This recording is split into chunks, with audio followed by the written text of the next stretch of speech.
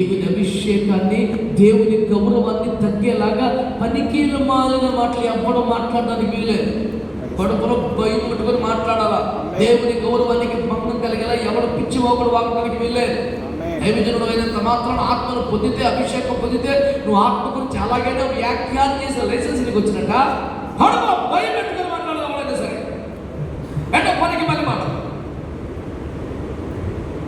వాడు జేబులో ఖర్చు పెట్టుకుని జనంలో గిరటేస్తుంది.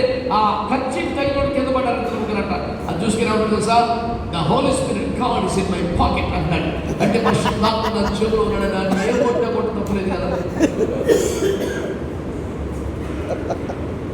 ఈ తిక్కవాడు వాగొద్దని చెప్తున్నాడు నైగర్లకి, కొత్త పిల్లగారికి ముఖ్యంగా.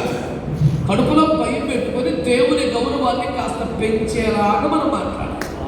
వింటున్న వారిలో దైవ భయం కలిగేలాగా మనం మాట్లాడాలి.